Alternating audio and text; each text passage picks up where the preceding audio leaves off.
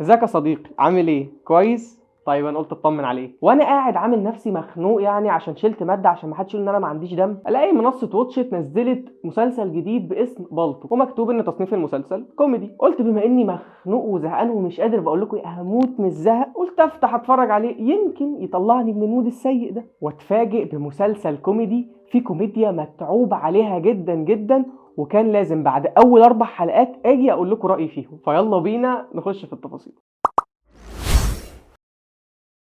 في البداية خليني أقول لك فريق العمل مع حفظ الألقاب للجميع. العمل من بطولة عصام عمر الشاب اللي أنا متفائل بيه جدا الفترة الجاية، والممثلة الشابة مريم الجندي بنت الفنان الراحل محمود الجندي وبالتالي أخت المخرج أحمد الجندي، والقدير محمد محمود وعارفة عبد الرسول ومحمود البزاوي وسلافة غانم، ويا رب أكون بنطق اسمها صح، وميرنا ذكري، ومن إخراج عمر المهندس. والمسلسل كله مأخوذ عن رواية بالطو فانيلا وتاب للمؤلف أحمد عاطف. نتكلم بقى عن الحاجات اللي مخلياني حابب المسلسل ده جدا. فكرة إن المسلسل بقيادة شباب بتعمل حاجه جديده، وده اللي احنا بنصيح عليه بقالنا كتير جدا. سيبوا الجيل الجديد يغير ويصلح الحاجات اللي القدام ما عرفوش يعملوها، واهم حاجه في كل ده هو المؤلف. يا جماعه شفتوا لما جبنا كاتب حقيقي عنده فعلا حاجه يحكيها عملنا مسلسل حلو ازاي؟ السر في الروايه يا جماعه. حولوا الروايات لاعمال فنيه يا جماعه، وكفايه المؤلفين السكه بتوع الواسطه. ولحد دلوقتي مفيش عمل مصري مش محول عن روايه ما نجحش. الفيل الازرق الجزء الاول، ما وراء الطبيعه، تراب الماس. بلاش نجيب واحد مالوش فيها يقعد يالف عشان اخو المخرج الفلاني وابن المنتج العلاني. الملخص يا جماعه، بلاش تعملوا في المؤلفين نفس اللي عملتوه في احمد خالد توفيق، اللي لما اتزنقتوا ولقيتوا الناس ما بقتش تحب المنتج الرخيص بتاعكم ابتديتوا تفتكروا ان عندكم مؤلف كبير اسمه احمد خالد توفيق، بس للاسف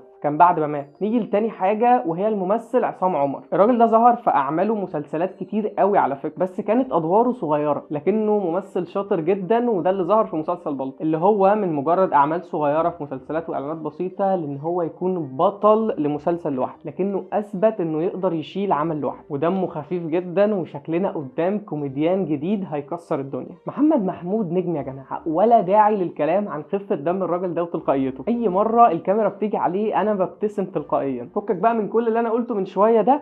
اكتر حاجه هتخليني اكمل المسلسل ده هو ان محمود حافظ ما بيزعقش يا جماعه، ما بيزعقش، عامل دور بيتكلم فيه عادي. اقيموا الافراح يا جماعه. ايوه كده يا راجل، يا ده انا كنت ابتديت اقتنع ان انت صوتك كده اساسا. واجماليا بقيه الممثلين مقدمين جو وحاله حلوه قوي، وده كان رايي عن المسلسل بعد اول 4 حلقات. باذن الله لما المسلسل ينتهي يكون في فرصه اجي اقول لكم رايي فيه بعد ما يخلص، واتمنى انه يفضل على نفس المستوى ده، وما اجيش بعد ما المسلسل يخلص واقول للاسف المسلسل وقع في الحلقات الاخيره. وفي النهايه ارشحه لكل الناس انها تتفرج عليه، بجد هتتبسطوا جدا. وبس كده، لو بتتفرجوا علينا من على يوتيوب ما تنسوش تعملوا لايك وشير للفيديو، سبسكرايب للشانل، ولو بتتفرجوا علينا من فيسبوك ما تنسوش تعملوا لايك وشير للفيديو، ولايك وفولو للفيديو، وسلام.